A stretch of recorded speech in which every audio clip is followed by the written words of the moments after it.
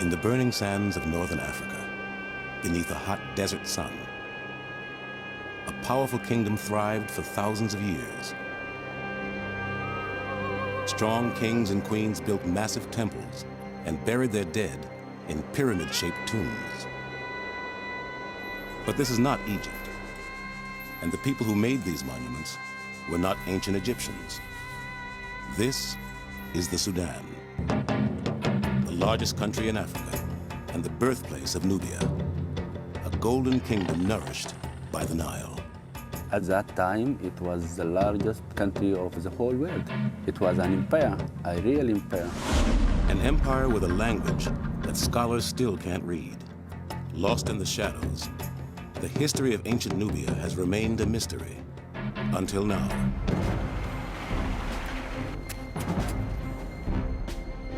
You have the chance to find something for the first time. We're writing the history books right now from the antiquities of this country. From the ground comes evidence of sacred rituals.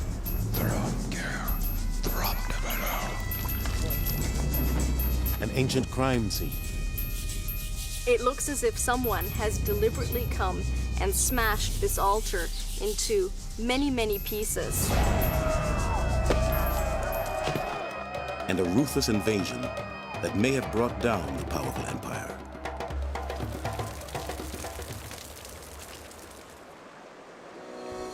Turning detective, these archaeologists will use the tools of their trade to piece together the final days of a lost city and bring to life a forgotten kingdom, a land called Nubia.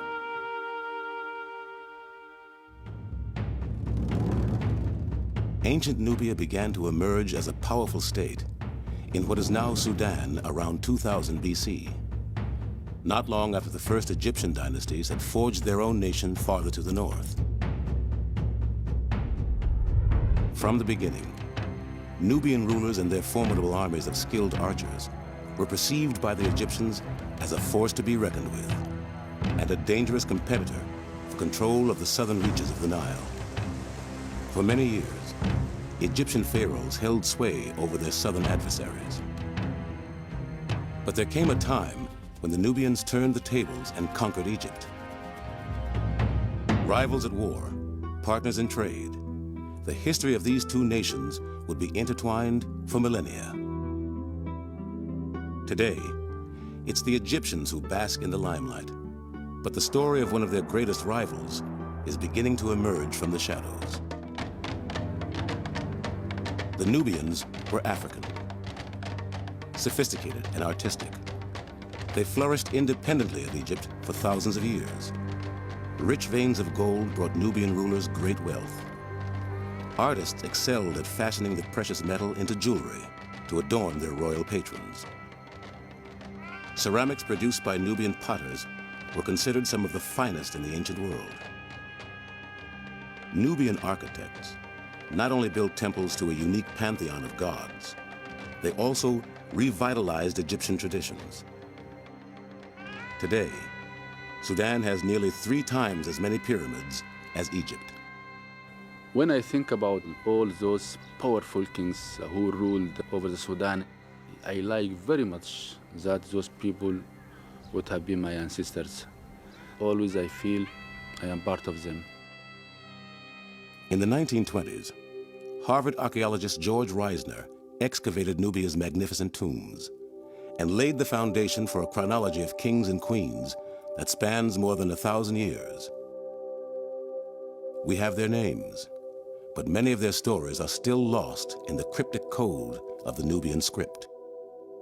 To decipher the language, archaeologists dream of finding a new Rosetta Stone, like the one used to translate Egyptian hieroglyphs in 1822. That would be absolutely fantastic if we were to find such a document. It's a scholar's dream to find a clue to solve a puzzle like this.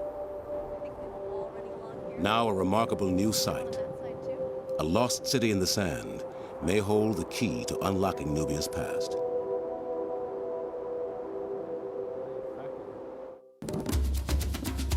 Archaeologists Julie Anderson and Salah Ahmed must travel 220 miles north of Khartoum.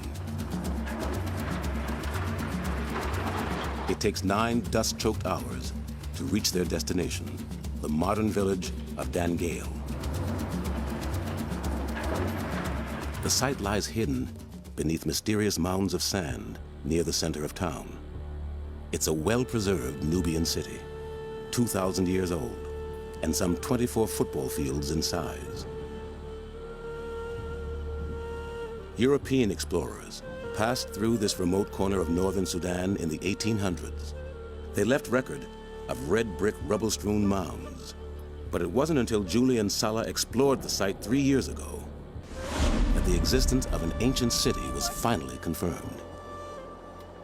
We started digging, and in the first 20 minutes, we found what looked like a floor, and we started clearing it off, and then we found the edges, and we realized it was a huge wall we were standing on. It wasn't a floor at all.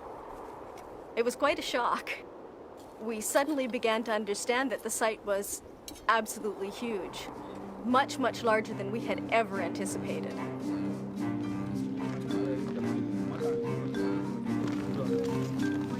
Unearthing the city will take many years, a huge workforce, and the hefting of countless buckets of sand.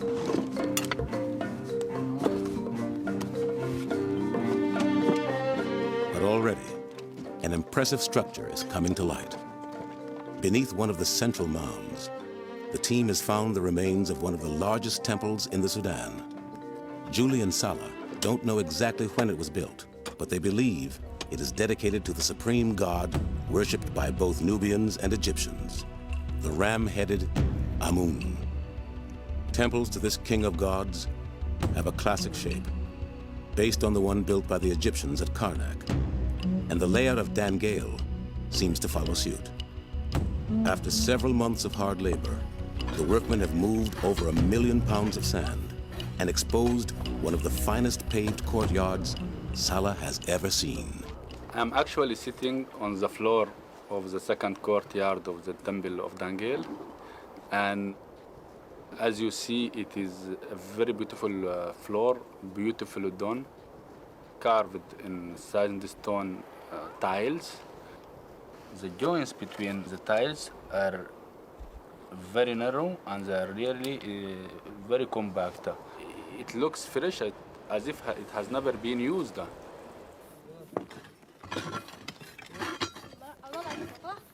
In another part of the temple, Julie has unearthed the remains of a large sandstone column. Buried for centuries, carved figures have been protected from the abrasive power of wind and sand. He's beautiful. Got a little belly button. This is really beautiful. Yeah. Very well preserved. Oh, look, he's wearing a little kilt. And he's got a little fat tummy, which is kind of nice. And he's got the water jars. One is here and the other one's here. And they're actually pouring water. They're pouring libations, offerings to the god. Let's clean him off a little bit better there. In this extreme climate, it's no surprise to find depictions of water offerings in the temple. Water is life. In the heat, particularly in the summer here, when it can be 50 degrees Celsius, water is an absolutely welcome offering. Along with the water-bearing god Happy, the sandstone column is inscribed with the Nubians' mysterious text. The seated man, this is the letter A, and he's got his head here, he's got an arm down, an arm upraised, and he's sort of crouching. And we know he sounds like ah. Unfortunately, while we know he starts a lot of words, and we know what he sounds like, we have no idea what these words mean. The Nubians devised their new alphabet around 200 BC, when the kingdom was based in the city of Meroe. As part of a cultural renaissance, the Meroites, as they are known, replaced Egyptian hieroglyphs with their own written language. Until it is deciphered, scholars can only read what other cultures of the time wrote about the kingdom. We do have some records about the Meroitic kingdom from outside sources. There's Greek historians who have written about the kingdom of Meroe, and they had contact with the Roman Empire and, of course, Egypt. But we don't have the Meroites' point of view. If you can read the script, it's the actual people that are talking to you. They're talking to you about themselves. What we really need to find is something akin to the Rosetta Stone that was found in Egypt that helped to decipher the Egyptian hieroglyphs. We need a bilingual text. The ancient city at Dangail is a likely candidate for having a Rosetta Stone. Its position on the Nile just south of an area of rapids called the Fifth Cataract ensured a strategic position at the hub of major trade routes to the African interior. The Fifth Cataract is rocky and you can't sail through there. The rocks are so sharp they'll cut the bottom out of your boat. You have to actually leave the water, go by land, and then rejoin the Nile. And you rejoin the Nile in the area of Dangail. Throughout its history, the Nubian kingdom lured traders from afar who coveted goods like ivory, animal skins, and of course, gold. People of many different cultures and languages, Greeks, Egyptians, and Romans, all traded with Nubia. Many would have passed through Dangail and may have left a bilingual inscription. But for now, the only avenue to the Nubians' past lies underground. Here, you have to dig, you have to be dirty, you have to bring things out of the sand, to study them, to draw them, and to make your analysis out of that.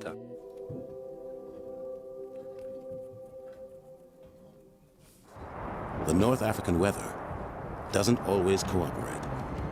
3 weeks into the dig, a swirling cloud on the horizon means a tough job is about to get a lot tougher. The following morning, skies are clear, and with the calm after the storm comes their first clue to the origins of the ancient city. That's great. Salah. Yes. A cartouche. Only royalty was allowed the privilege of encircling their name with the symbolic oval shape called a cartouche. The form of a rope tied together at the end was thought to protect the imperial name from harm. And that's what we have here. We have the bottom of the oval, and this is one of the letters. Of course, a king's name has many letters, so we just have one tiny clue here. If you found the name of the king in the sanctuary, that means this is the man who built the temple. This is a very, very important piece. Now we need to try and find the rest of the name, and hopefully it'll be here somewhere, because this piece obviously came off of something.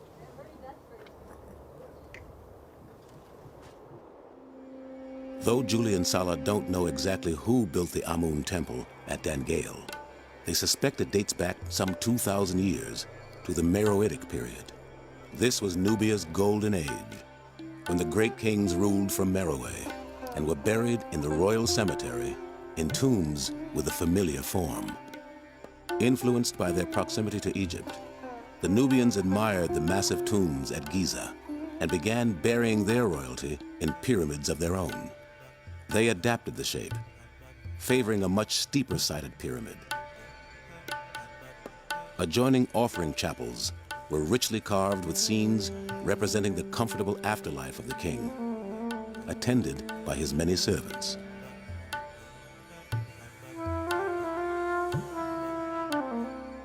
Not only kings are buried in the pyramids of Meroe. After the 3rd century BC, a series of strong queens occupied the throne and may have been co-regents.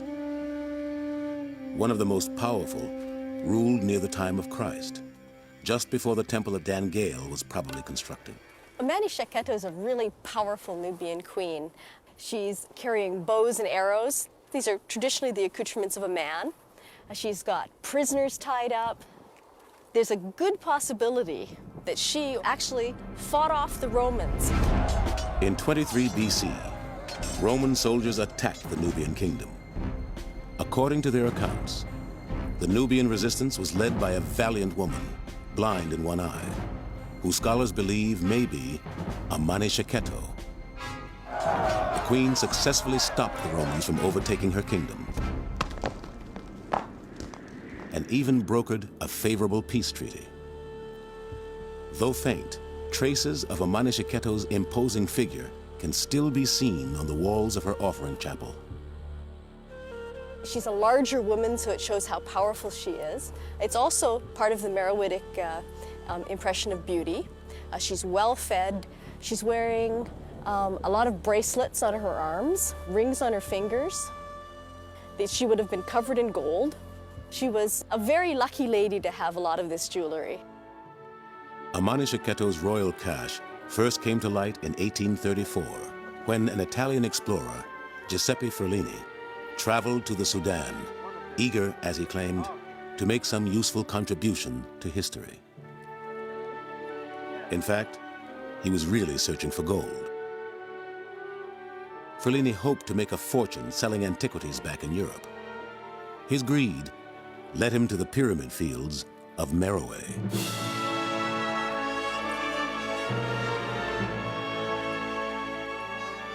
According to his diary, Ferlini directed his workmen to dismantle Amani Sheketo's tomb at nearly 100 feet high, one of the best preserved in the cemetery.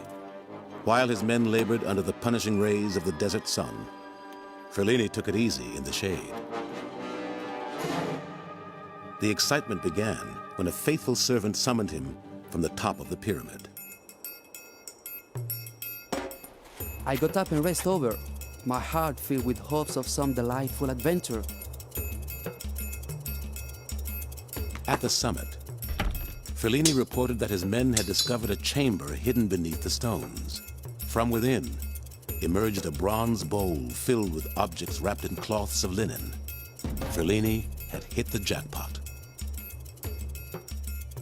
As it became evening, I brought the discovered objects to my tent, and after all the servants had given over to sleep, I pulled out the precious objects and studied them with my soul filled with joy. I admired the gold, and on seeing the quantity of it, I realized it had to exceed greatly all that which I knew was spread through the museums of Europe. Ferlini had discovered a dazzling hoard of jewels. Today, much of this cache is housed in Munich's Egyptian Museum. Gold bracelets covered with decorative bands of fused glass. Ornamental pendants bearing images of the gods. And dozens of heavy gold rings, some incised with the figure of Amun. This is one of the greatest treasures ever found in Nubia. It gives us a very good idea of what the kings and the queens would have been wearing at the time. Though Ferlini's raid did bring the incredible cache to light, a price was paid for the discovery. The explorers' ruthless quest for gold destroyed Amani Sheketo's pyramid. In the outer courtyard of the Amun temple at Dan Gale, another story of destruction may be unfolding. These ruins, too, may be the product of something more than just the ravages of time. This temple seems to have been abandoned for some reason, and we're not quite sure why. From beneath the ground comes evidence of a catastrophic moment in Dan Gale's history. It's part of a roof beam. It's a long piece of palm wood, but it's been incredibly badly burned. You can see this is charcoal, and you can see actually little bits of the palm beam breaking up as it's disintegrating. We're actually finding the real part of the roof beam that fell in after a big, big fire in this forecourt. It must have been a terrible, terrible fire because the burning is so extensive. And you can see traces of this fire on the columns, on the floor, and we actually have a piece of it preserved. Finding an extensive layer of burning does give us a good clue as to why people left the area. Maybe it was a big war, maybe the temple accidentally caught fire. However it started, the fire must have been fierce enough to cause the evacuation of the temple, and maybe the entire city. But what may have been a disaster for the Meroites has proven to be a blessing for Julian Sala. Everything underneath the layer of the fire that was on the floor surface has been completely sealed. This creates a time capsule. We have a specific moment in time preserved for us that we can see. If Julian Sala's theory is correct, that moment in time may correspond with the final days of the Nubian Empire. Scholars know little about this period, but excavations at Dan Gale could help explain how and why the powerful kingdom came to an end. To learn how the empire first began, we must look to monuments farther north. Just beyond the fourth cataract of the Nile lies the most sacred place in all of Nubia, Jebel Barkal, the Pure Mountain. At the base of this landmark sits the largest and what may be the oldest Amun temple in the country. It overlooks a fertile stretch of the Nile that has nurtured life for more than 3,000 years. Temples and tombs have much to tell about the Nubian kingdom's earliest years. Salah takes a break from the excavation to make an annual pilgrimage to Jebel Barkal. I just take my car and stay for 3-4 days, and I'm refreshed. I'm a new man. First, he must cross the Nile. In this part of the country, there are few bridges, so pontoon boats carry traffic from one side of the river to the other.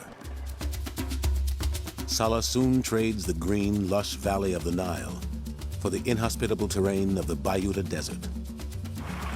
The journey will take him 110 miles to the northwest, along a route steeped in history.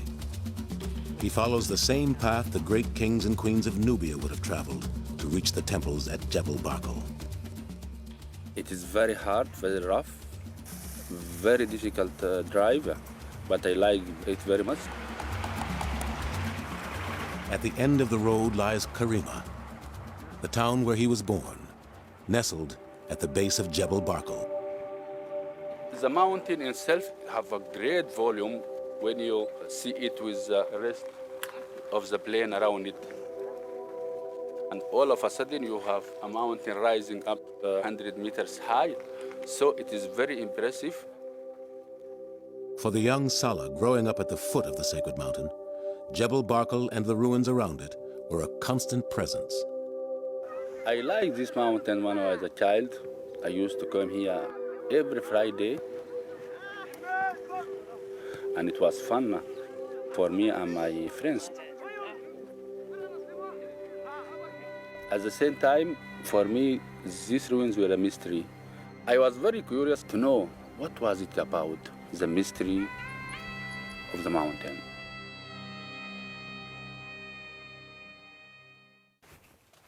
The mystery dates back 3,500 years to some of the greatest pharaohs of Egypt, Nubia's northern rival.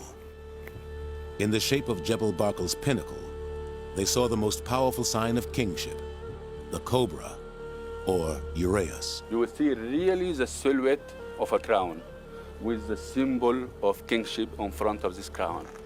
Since it was Amun, the god of gods, who granted kingship, the Egyptians built a temple here in his honor.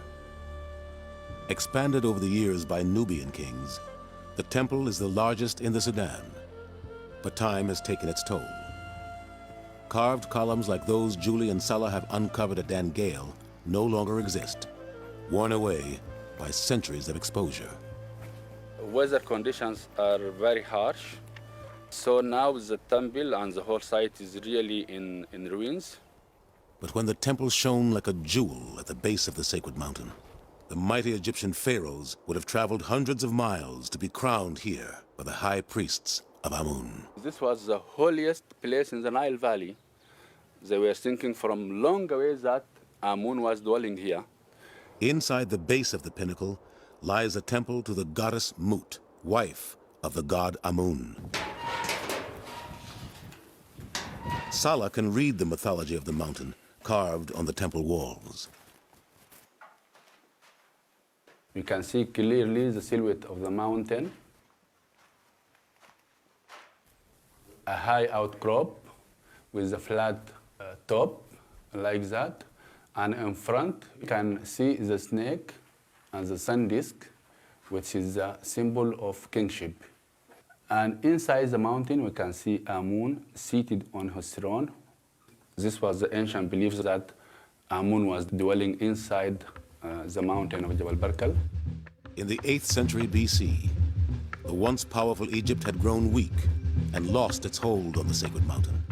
The Nubians assumed control of Jebel Barkal, calling themselves the true sons of Amun, and eventually became so powerful they marched on Egypt. They conquered their northern rival and founded the 25th dynasty. Everybody thinks that the Egyptians were the masters of the Nile Valley, but it was not the case all the time. For a period of more than 100 years, the Nubians were the masters of Africa. King Taharko was the most prominent in this powerful lineage of Nubian pharaohs who came to rule over the land of the pyramids. Their kingdom now incorporated all the wealth and splendor that had defined the Egyptian civilization. For almost a century, the Nubians controlled a territory that today would stretch from Khartoum all the way to Palestine. Maybe at that time it was the largest country of the whole world. It was an empire, a real empire. Though the Nubians ultimately lost control of Egypt to an invasion of Assyrians, this didn't put an end to their kingdom or their loyalty to the great god Amun. They regrouped in the south and would flourish for another 1,000 years, building temples to the god of gods all over their realm. It is Salah's mission to restore the legacy of his ancestors. Now it is part of my life to go out of home to excavate. I have to dig something. I have to discover something for the history of Sudan.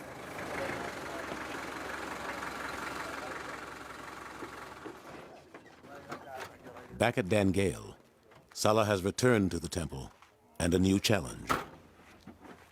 He'll be searching for his ancestors in their graves.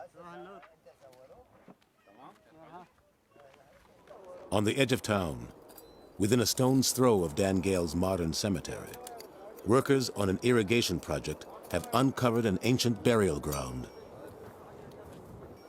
So the machine which has dug the canal just came across the graves. This is bad, yeah. Destroyed at least 9 or 10 graves. But on the other hand, it was the reason after the discovery of the cemetery. So it is bad and good. Salah believes that the people buried in this cemetery are the very ones who worshipped in the temple. So it is really fantastic to have the life and the dead at the same time. So you can complete the story of a whole population. At the temple, Julie and the excavation team continue the battle against heat and sandstorms, hoping to unlock more of the mystery of the Amun temple. The removal of another 3 feet of fill reveals more of the sandstone columns and a now familiar figure, the Nile god the ancient Nubians called Hapi. The water bearer is making multiple appearances in the inner courtyard. On this column we have 8 figures of Hapi, and on all of the other columns we have 8 figures. So by the time we're done, we're going to have drawn 32 Hapi figures. Hapi is the god of the Nile, and he's carrying jars that are pouring water. He brings the fertility of the Nile to the people who live along its banks. That's why Hapi's so important to the people who lived here. Without the Nile and the river and the water, they'd die. Water was so important to the ancient Nubians that it played a central role in the daily life of this temple.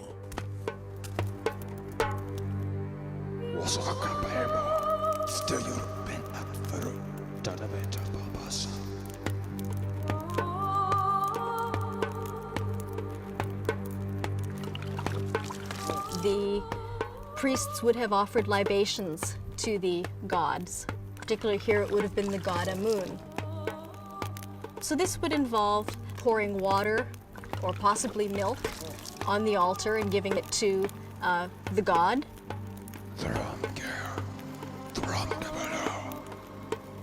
The priests of Amun would have carried out this ritual in the most sacred part of the temple, the innermost sanctuary. Normally, only the priests would have entered this room. It's the main sanctuary, the Holy of Holies. Julie and Salah have been waiting to excavate this sacred chamber. They expect to find an altar or statue here, something to correlate with the ancient rituals they know took place deep inside the temple. These are huge blocks. You can see they're larger than my hand in thickness. They held something really, really heavy here. It could be an altar, it could be a statue. This is where the priests would have made their offerings to Amun. But where the altar should stand, there is now disturbing evidence of desecration. Well, it looks like somebody dug a huge hole in the floor of the main sanctuary of the temple. The sacred shrine is missing. Either they took it with them or they pushed it over and took it somewhere else and maybe smashed it. So in terms of committing sacrilege, this is a terrible, terrible offense. With evidence of foul play mounting, the fire discovered earlier in the forecourt is beginning to look like no accident. The identity of the marauders is a mystery, but what they did with the altar soon becomes perfectly clear when Julie re-examines a heap of stone fragments excavated earlier in the season. Oof, and this is kind of heavy.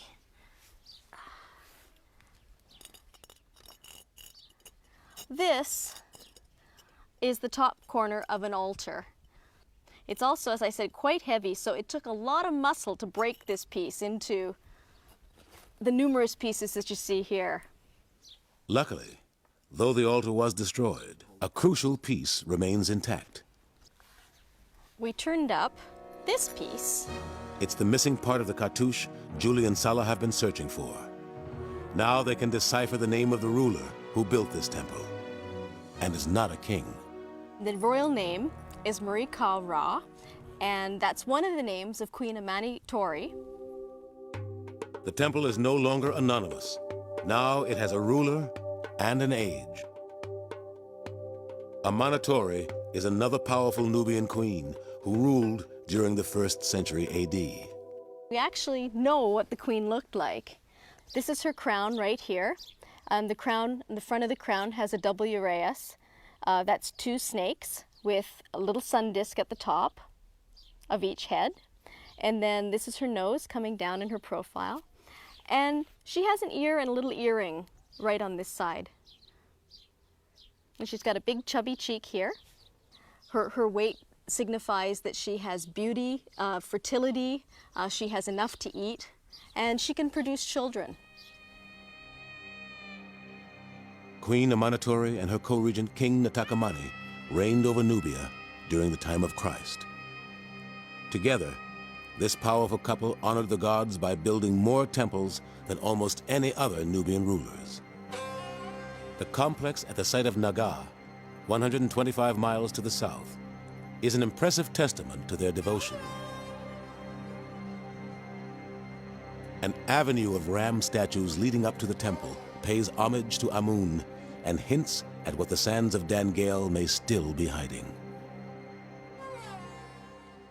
Like all Nubian rulers, King Natakamani and Queen Amani-Tori would have been officially crowned first at Jebel Barkal. From there, they would have visited many of the most important temples in their kingdom, like Dan-Gale, to be crowned ceremonially by Amun.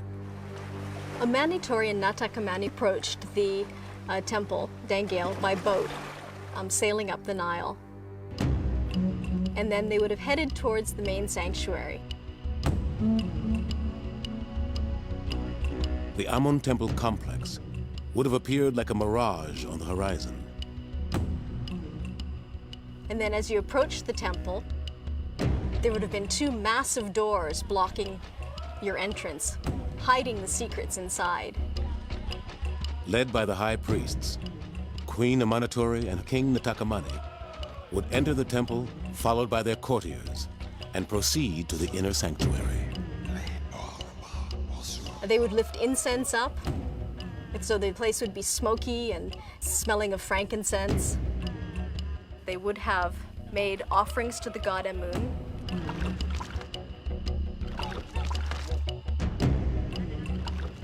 And then the priests of Amun, speaking for the god Amun, would have indicated who the successor, who the next king was going to be. And then the crowning would take place. The king is officially crowned by Amun. So presumably that would be by his representative, the high priest of Amun.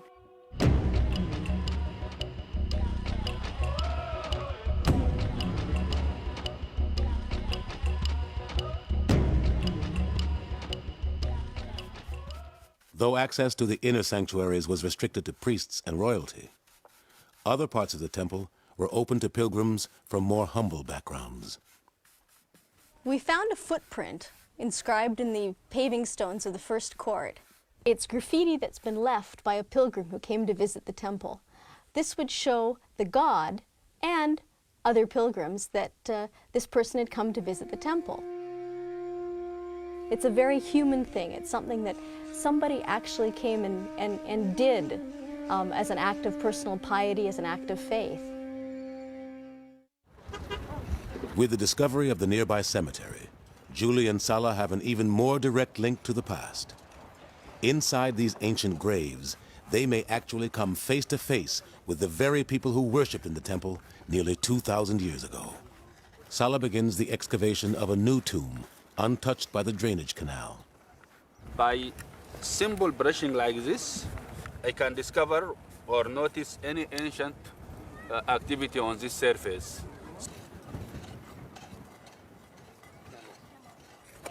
But here I have to be very careful because I have to follow exactly the limits of the original shaft. After several days of digging, Salah is now well into the burial shaft. At the entrance of the tomb, he has found a perfectly intact pot within the fill.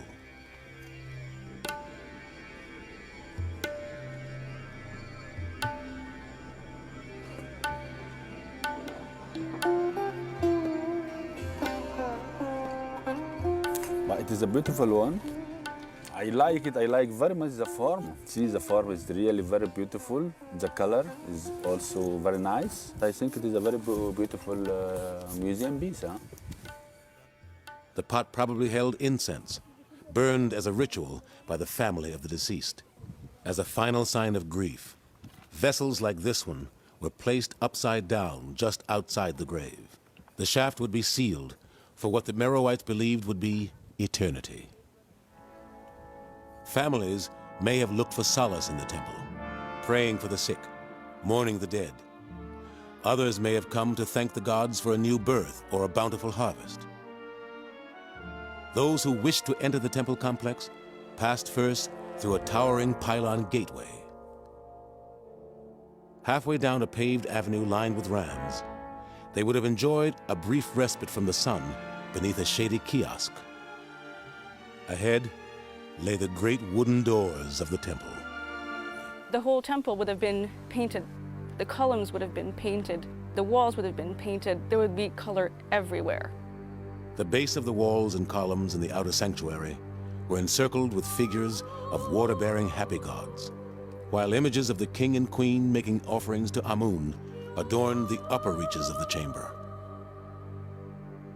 Even statues of the gods would have been enlivened by color. Each day, the priests of Amun would attend to his countenance, applying a rim of black coal to enhance the ram's red-painted eyes.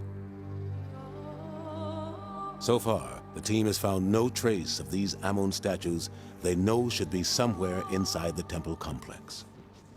But what they find in a new trench outside the main doorway leads Julie to believe the missing figures could have suffered the same fate as the altar from the inner sanctuary. We have large clumps of broken, shattered statue here, but the statues had been smashed into many, many pieces. There's literally thousands and thousands of fragments here, many of which are completely undistinguishable. After hours of digging, finally, a piece they recognize. Oh. It's the red-painted eye of a ram. Hi. The eyes of the ram did look like this, so this does tell us that they were ram statues. And we were looking specifically for rams because that is the animal of the god Amun. Unlike the ram statues at the Amun temple at Naga, which are still intact after all these years, their counterparts at Dangale have suffered a much harsher fate. It looks like people basically went down the avenue purposefully, step by step, and went to each statue, pushed it over, smashed it, and then moved on to the next one. Hard work. But the perpetrators didn't show up empty-handed. Right within the temple, at the scene of the crime, we found this. And I had no idea what it was at first. It's burned on one side. It's a very heavy rock, and it fits nicely in my hand. And then we started looking at it a little bit more and realized that the striking surface is right here. It's a hammerstone. So we had this hypothesis that a rock such as this could have been easily used to break these pieces, the ram and the altar, into many, many small pieces. With a similar tool, not an artifact, Julie will put her theory to the test on a large chunk of sandstone. This is a type of sandstone that's like that used in the rams in front of the temple. So let's pretend that this is a ram that I've just pushed over.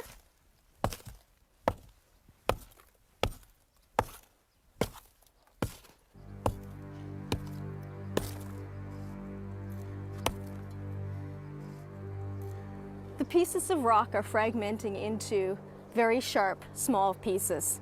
They look very similar to the pieces that we're getting from the altar. I'm pretty happy with this demonstration, in fact. It looks very much like these stone tools could have done the job. We have a crime on our hands here. It all adds up to an invasion.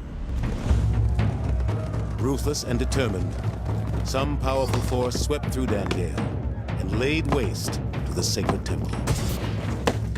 The invaders ransacked the sanctuary, obliterated reference to the Nubian rulers, and destroyed the symbols of their gods.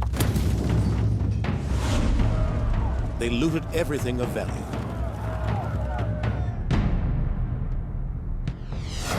And then, as a final gesture,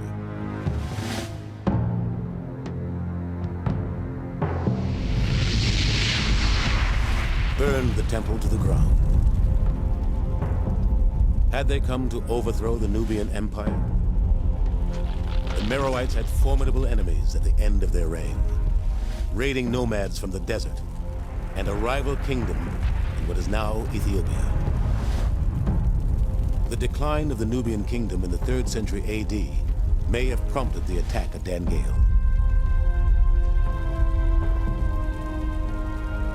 One thing is sure, the ancient city never recovered from the blow.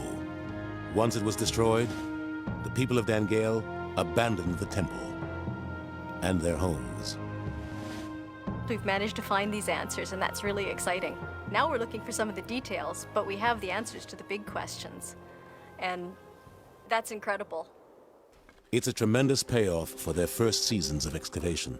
But Salah is still hard at work in the cemetery. He has finally reached the inside of the tomb. A massive offering pot is found within.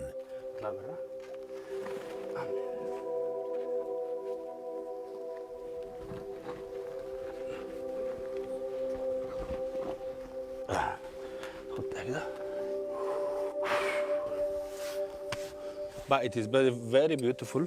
I like very much the form of these ceramics. These are used for liquids. They are found normally at the entrance of the graves, protecting the dead. Here in the grave, it is really a moment of history.